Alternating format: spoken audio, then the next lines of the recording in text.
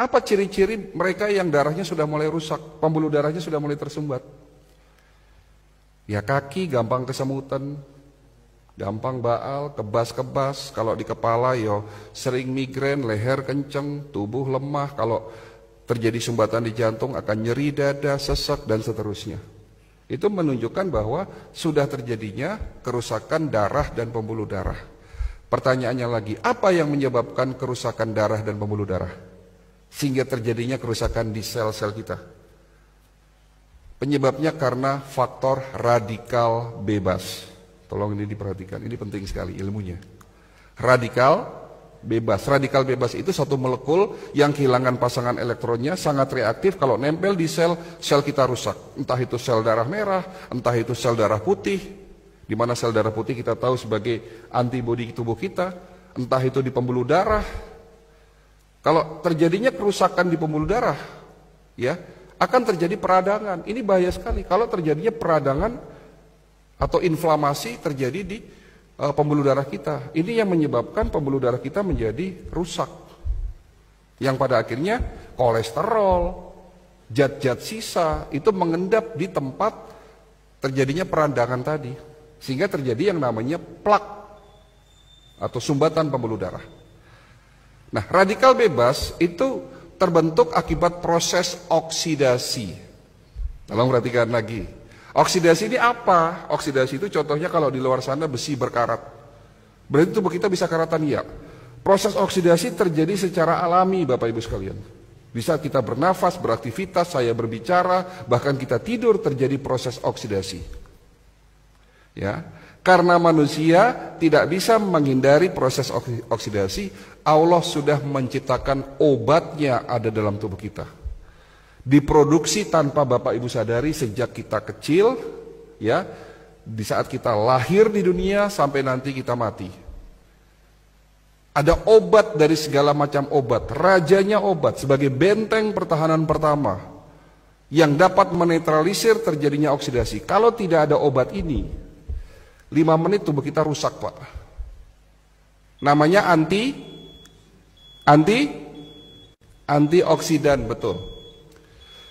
Kalau hari ini kita masih berkecimpung di vitamin, di antibodi, sudah ketinggalan zaman, Pak. Hari ini dokter-dokter di Eropa, di Amerika, penemu-penemu suplemen, itu bagaimana caranya menemukan satu antioksidan yang kembali lagi tujuannya untuk menetralisir terjadinya oksidasi agar tidak terbentuk yang namanya radikal bebas. Ini penting sekali. Antioksidan diproduksi dalam tubuh kita. Ada 2, glutathione dan superoksid dismutase. Glutathione itu rajanya antioksidan. Ya. Dan SOD, panglimanya. Ada raja yang memimpin negara, ada panglimanya. Atau perdana menteri lah.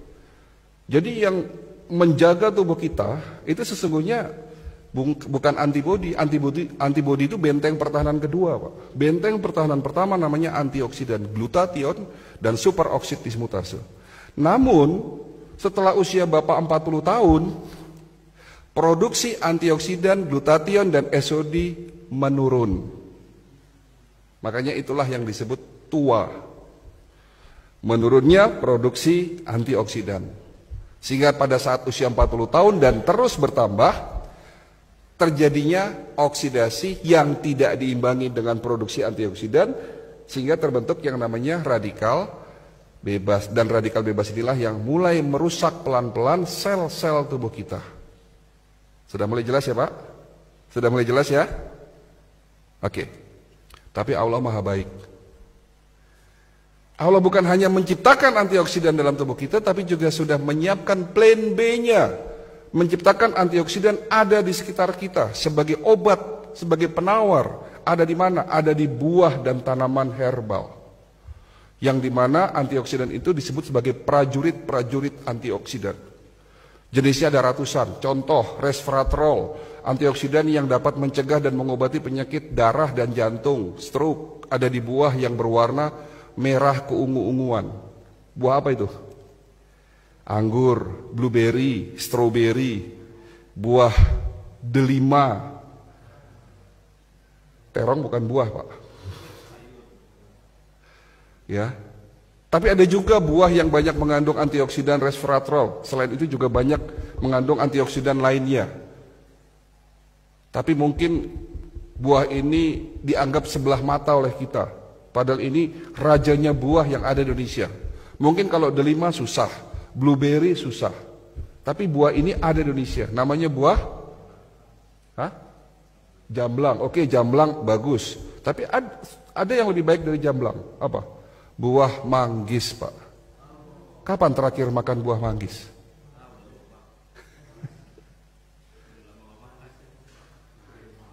Antioksidan namanya lycopene.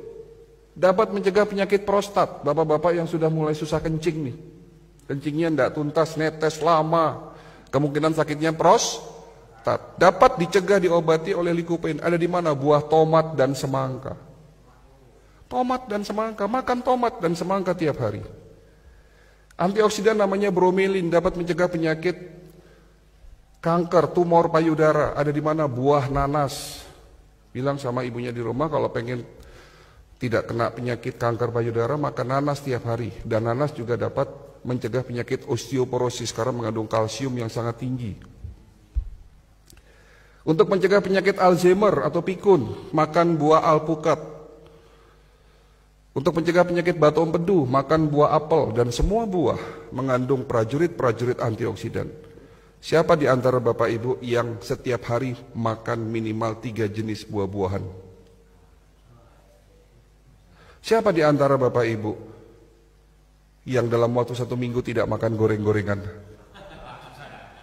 Siapa di antara Bapak Ibu yang di rumahnya tidak punya mie instan? Yang di rumahnya tidak punya mie instan 7 tangan?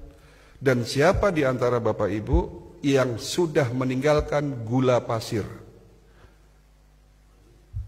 Inilah jawaban kenapa masyarakat kita banyak yang sakit. Sementara Allah sudah memberikan berkah luar biasa kepada bangsa kita. Betul? Iklim terbaik, tanah paling subur, produsen buah terbesar di dunia, dan produsen tanaman obat terbesar nomor 2 di dunia. Ada 40.000 jenis tanaman obat yang belum kita manfaatkan secara benar. Ya. Antioksidan. Lalu bicara antibodi. Antibodi nggak usah dibahas lah, sudah terlalu kuno ya.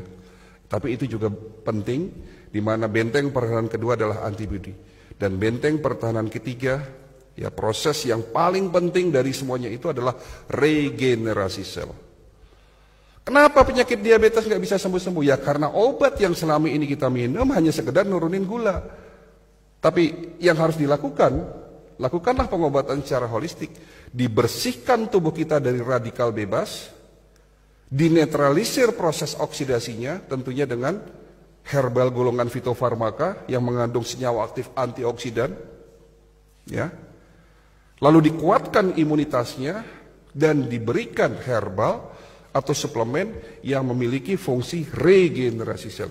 Itulah holistic integrated medicine.